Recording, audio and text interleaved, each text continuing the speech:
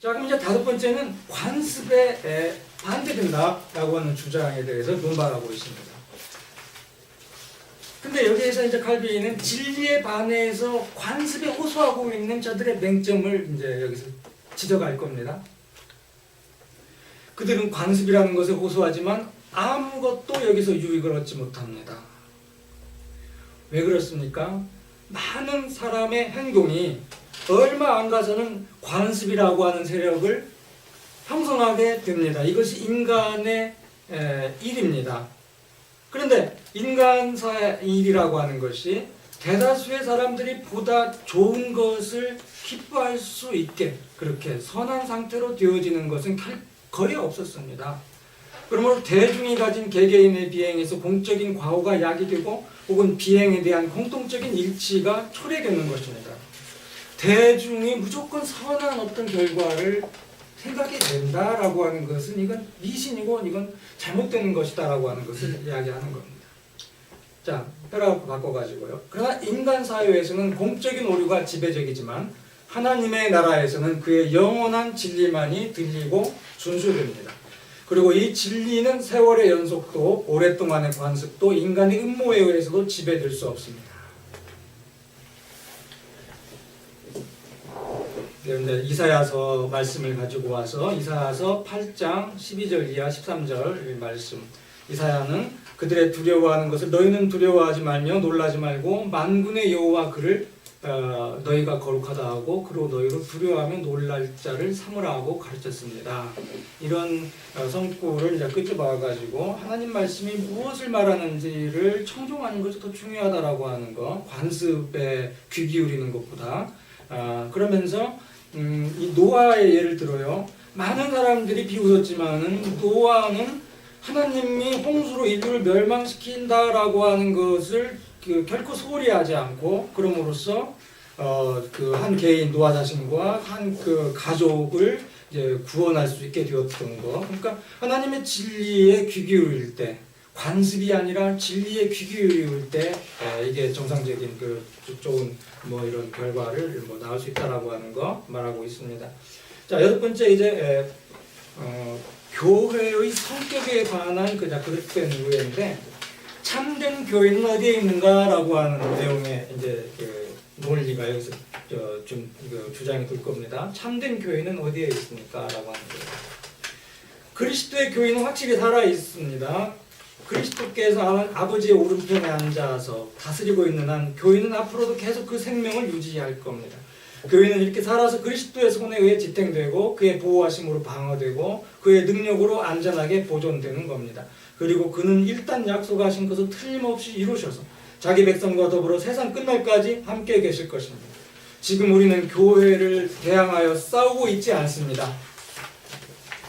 교회에 대해서 지금 저들이 혼란을 일으키고 무리를 일으키고 소동을 일으키고 분리 깨트리고 이런 지금 온갖 비방과 중상모략을 하고 있는데 분명하게 칼빈은 지금 이야기하고 있습니다. 교회에 맞서 싸우고 있지 않습니다라고 하는 거죠. 칼빈은 기독교 강요에서 이제 이 교회론 제4권에서 이 부분을 우리가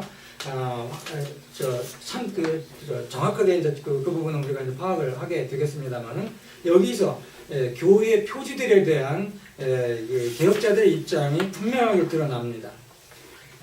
지금 전통적으로 교회를 교회답게 하는 표지가 있었어요. 교회를 교회답게 하는 표지가 네 가지가 있었는데 이게 바로 이제 니케아의 표지라고 알려진 교회의 표지들입니다. 니케아 신경, 니케아 콘스탄티노플 신경을 보면은 교회의 표지가 네 가지가 나오죠. 우리는 하나의 교회, 하나의 거룩하고 보편적이고 사도적인 교회를 믿습니다. 이게 이제 니케아 신경에 나오는 그 교회의 네 가지 표입니다. 하나의 교회, 거룩한 교회, 보편적인 교회, 사도적인 교회입니다. 근데 개혁자들이 볼 때 이 교회를 교회로 드러내는 이 네 가지 표지만으로는 교회가 참된지 거짓된 교회인지 구별할 수 없게 되었다라고 하는 거죠. 그래서 교회를 교회로 드러내는, 판별해주는 새로운 표지가 필요했습니다. 그 새로운 표지가 이제 그 아우구스부르크 신앙고백서, 루터교회, 루터에 의해서 작성된 아우구스부르크 신앙고백서에 처음으로 이제 명시되고 있는데, 그 두 가지 표지가 바로 복음의 순수한 선포예요. 그다음에 예수 그리스도께서 제정하신 대로 성례전을 거행하는 것.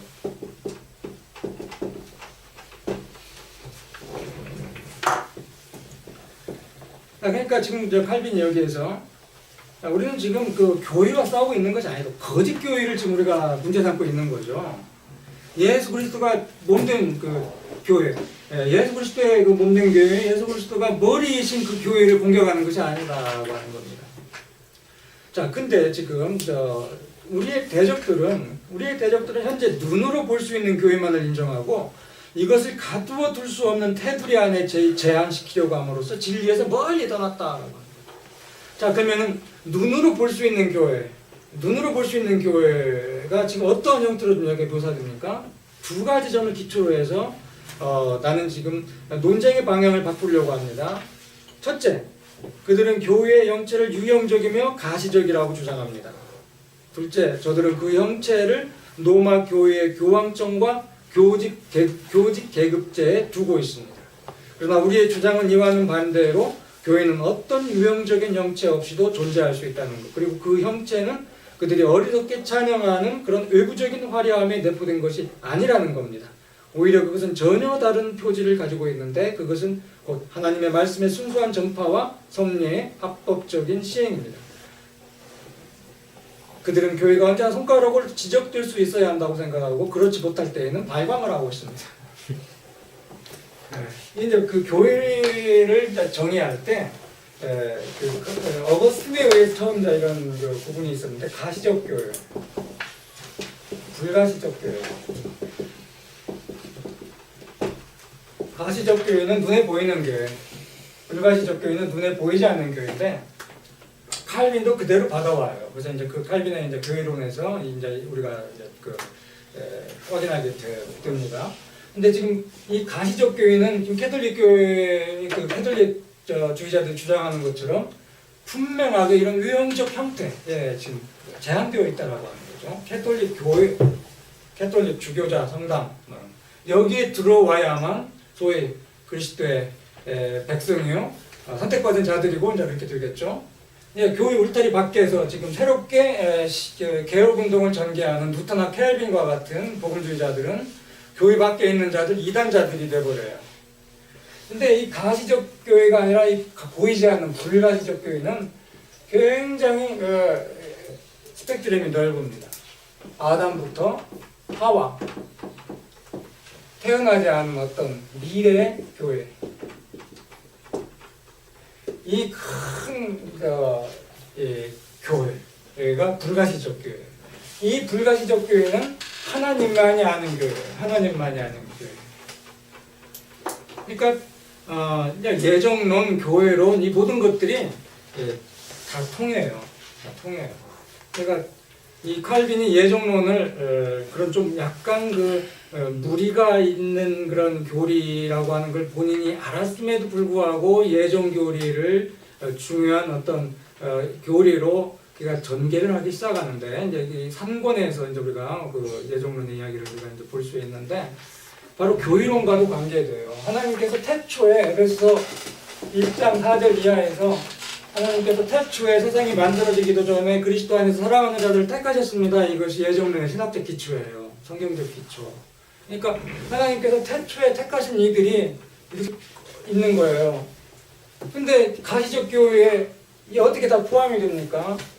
그러니까 이게 가시적 교회라고 하는 것은 교회를 말하는 데 있어서 아주 일부에 불과해요. 불가시적 교회가 교회의 어떤 더 큰 개념으로 가시적 교회에 다 포함하고 있죠. 불가시적 교회. 그래서 비판적으로 이제 교회가 잘못될 때 불가시적 교회의 어떤 관념을 가지고 가시적 교회를 비판할 수가 있는 거죠. 그런 교회론 같은 그 아주 특징적으로 이렇게 대비되는 그런 것을 여기서 이제 확인할 수 있게 됩니다. 자, 그러면 이제 63쪽 보면은 이제 힐라리라고 하는 그 교부가 나와요. 힐라리는 중간 부분, 실로 민중들이 어리석게도 감독직의 위험을 예찬한 일에 마음을 빼앗기고 그 가면 밑에 감추어져 있는 무서운 해독을 깨닫지 못하는 것을 가장 큰 죄악이라고 생각했습니다. 그는 다음과 같이 말했습니다. 나는 여러분에게 한 가지 일을 충고하겠습니다. 적 그리스도를 경계하십시오. 그런데 여러분은 어리석게도 벽을 사랑하고 있습니다. 벽. 여러분은 하나님의 교회를 집과 건물로 알고 존경하고 있습니다. 그리고 이 집과 건물 안에서 평안이라는 이름을 찾고 있습니다. 이것들 안에 마침내 적 그리스도가 자리를 잡게 될 것이라는 것에 어떤 의심도 있습니까? 이것들보다 오히려 산과 산림, 감옥, 호수 그리고 깊은 구름이 더 안전하다고 나는 생각합니다. 왜냐하면 예언자들은 이런 곳에 추방되어 살면서도 예언하였기 때문입니다. 네, 넘어가십시다. 64쪽 이렇게 이제 보면은 우리가 이제 그 교회라고 하는 것을 지금 이야기하면서 큰 교회, 사람들이 막 이 구름대처럼 모여 있는 교회, 이 그 일관상 화려한 교회 이런 것에 참 이 오늘날 크리스천들의 이제 마음을 확 뺏겨버렸지 않습니까? 그러니까 참교회이다, 거짓교회다라고 하는 어떤 그 기준을 명확하게 갖고 있지 않은 제 외형적인 어떤 그 화려함, 외적인 그 풍요로움에 이제 완전히 그냥 눈이 확 돌아가 버리는 거죠. 근데 지금 칼빈이 여기서 이제 말하려고 하는 것들이 바로 이제 정말 성경에서 여러 예언자들을 지금 끌고 오면서 외형적으로 숫자가 컸다라고 하는 것이 참교이냐? 아니다라고 하는 그런 이야기를 해요. 이러한 어떤 논법에 따르면 아합을 속인 400명의 선지자들이 어찌하여 교회를 대표하지 못하겠습니까? 그러나 교회는 실로 고두가고 멸시를 받았지만 진리를 말한 미가야 편에 있었던 겁니다. 그런 자꾸 대비를 하면서 참교회가 어떠한 교회인지를 우리에게 일깨워 줍니다. 정말 우리가 이런 그 칼빈의 이제 교회론, 기독교 강요를 위해 이제 그 사권 그 교회론을 공부하면서 이 500년 전에 칼빈의 그 생각이 이 21세기를 살아가는 우리 현대 그 우리 프로테스탄트에게 정말 많은 것을 생각나게 하고 우리 어떤 그 문제를 일깨워주고 어떤 우리의 어떤 미래 전망을 새롭게 정말 말씀대로 해 나갈 수 있도록 정말 귀한 어떤 보고처럼 우리가 이제 여기에서 발견할 수 있을 겁니다. 정말 예언자적인 어떤 이런 외침들을 이제 여기에서는 지금 맛보기로만 보여주는데 교회론 사건 전체가 바로 이런 식이에요. 아주 통렬한 당시 교회에 대한 비판이 오늘날 교회에도 똑같이 해당될 수 있어요. 그 맥락이 거의 비슷합니다. 이건 바로 이제 칼빈이 정말 성서적인 그런 그 사람이었고 하나님 말씀대로 살아가려고 기를 쓰고 노력했던 분이기 때문에 그래요. 인간들은 똑같거든요. 500년 전이나 지금이나 똑같이 실수하고 잘못하고 오류를 저지르고, 그러니까 이 똑같은 잘못을 계속 반복적으로 저지르는 우리에게 500년 전의 칼빈의 교훈이 그렇게 낯설지 않아요. 오늘 이렇게 똑같이 칼빈이 했다라고 하는 말 빼버리고 그냥 그대로 인용해도 정말 21세기 예언자의 목소리로, 교회에 대한 목소리로 우리가 들을 수 있는 것들이 있어요. 정말 기대를 갖고 한번 살펴보십시다. 넘어가겠습니다. 자, 제가 이제 조금 서두르고 오늘은 일찍 끝나겠어요. 그리고 사진으로 이제 좀 우리가 프로젝트 통해 가지고 당시 칼빈의 어떤 그 삶을 우리가 좀 이렇게 살펴볼 기회를 갖겠습니다. 자, 마지막으로 이제 개혁교회가 무리를 일으켰다는 그런 주장이 있습니다. 여기에 대해서 칼빈이 이렇게 이제 논박을 합니다. 마지막으로 그들은 우리가 교리를 가르칠 때 많은 소요와 폭동과 논쟁이 따르고 있다라고 하는 거예요. 그래서 참으로 많은 사람에게 미친 영향이 어떠하냐라고 하는 걸 불쾌하게 되풀이하며 부정직하게 행동하고 있다라고 하는 그런 이야기를 합니다. 참으로 안타깝게도 사탄의 악의에 돌려져야 할 죄악의 책임이 부당하게 우리가 가리키는 교리에 돌려지고 있다라고 하는 거예요. 근데 놀랍게도 하나님의 말씀에는 어떤 특징이 있는데 그것은 사탄이 편히 잠들고 있을 때는 결코 드러나지 않는다라고 하는 거예요. 이것은 대중의 관심을 받으며 세계의 갈채를 받음으로써 쉽게 자신의 정체를 드러내는 그 거짓된 교리와 구별되는 가장 확실하고 명백한 특징이다라고 하는 거죠. 이렇게 몇 세기 동안 사탄이 활동하지 않아도 사탄이 편안하게 잠을 자도 교회가 거슬리지 않았기 때문에 사탄이 볼 때 사탄이 편안한 마음으로 내 뜻대로 잘 되고 있기 때문에 사탄이 나타나지 않고 행동하지 않았다라고 하는 겁니다. 칼빈이 그런 이야기를 하는 겁니다. 근데 정말 진리가 나타나고 진리가 정말 자유롭게 하니까 하나님의 말씀이 복음이 제대로 선포되니까 이제 사탄이 이제 들고 일어나가지고 이렇게 하면 안 되겠구나 해가지고 이제 분란과 소란이 이르는 것처럼 이제 이렇게 보인다라고 하는 거죠. 67조에서 이렇게 나옵니다. 네 번째 줄. 그러나 위로부터 비치는 빛이 그의 흑암을 다소 약화시키고 강한 자가 와서 그의 나라를 어지럽히며 맹렬히 공격을 가하자 그는 비로소 자신의 평소의 게으름에서 깨어 무장을 하기 시작했습니다. 그러면서 이제 좀 아래 좀 내려오면은 엘리야 열왕기상 18장에서 이제 인용해가지고 엘리야는 이스라엘을 괴롭게 하는 자가 아니냐라고 한 질문을 받은 일이 있었습니다. 유대인들은 또 그리스도를 소요죄로 몰아붙였습니다. 사도들은 또 어땠습니까? 민중을 선동했다는 죄목으로 고소를 당한 일이 있었습니다. 사도행전 24장에 있는 말이죠. 오늘날 모든 혼란과 소동과 논쟁의 책임이 우리에게 있다고 하는 자들의 행동과 이상에서 말한 자들의 행동이 무엇이 다르다고 하겠습니까? 그러나 이와 같은 고발에 대해 어떻게 답변해야 할 것인지 엘리야는 우리에게 가르쳐 주었습니다. 즉 오류를 퍼뜨리고 소요를 일으키는 것은 우리가 아니라 하나님의 능력에 대항하는 그들이라고 하였던 것입니다. 자, 69쪽으로 이제 네 번째 줄. 그러나 이와 같은 어려운 환경 속에서도 그들의 마음 그리스도께서 부딪히는 돌과 거친 반석이 되시며 많은 사람의 패하고 흥함을 위해 비방을 받는 표적이 되기 위해 세움을 입으셨다는 생각으로 위안을 받았습니다. 그리고 그들은 이러한 확신으로 무장하고 소동과 공격에 모든 위험을 무릅쓰고 대담하게 진군했던 것입니다. 우리도 또한 이와 같은 생각으로 살아야 마땅한 줄 압니다. 왜냐하면 복음의 영원한 특성은 망하는 자들에게는 사망으로 쫓아 사망에 이르는 냄새예요. 우리에게 복음은 생명으로 쫓아 생명에 이르는 냄새이며 모든 믿는 자에게 구원을 주시는 하나님의 능력이라고 바울이 증거했기 때문입니다. 마지막 이제 여덟 번째 다시 한번 왕에게 원수들의 중상모략을 조심하라 권하면서 자신들의 결백감을 이제 변호하는 내용의 이제 결론을 서술하고 있습니다. 그래하여 우리의 반대자들이 폐하를 깜짝 놀라게 하려는 그 무분한 근거 없는 비난 때문에 마음의 동요를 갖지 않으시기 바랍니다. 이런 말로 시작을 합니다. 그래가지고 70쪽에 이제 제가 오늘 인용한 그 마지막 문장만 읽어보고 이제 제 시간을 이제 끝내겠습니다. 자, 그러나 누구든지 복음을 구실 삼아 소동을 일으키거나 누구든지 하나님의 은혜의 자유를 죄악의 구실로 삼는 자가 있다면 법률과 법률이 규정한 형벌이 있으니 그들의 과실에 따라 그들은 엄한 벌을 받게 될 겁니다. 오직 하나님의 복음이 파렴치한 사람들의 악한 행동 때문에 모독을 당하지 않기를 원할 뿐입니다.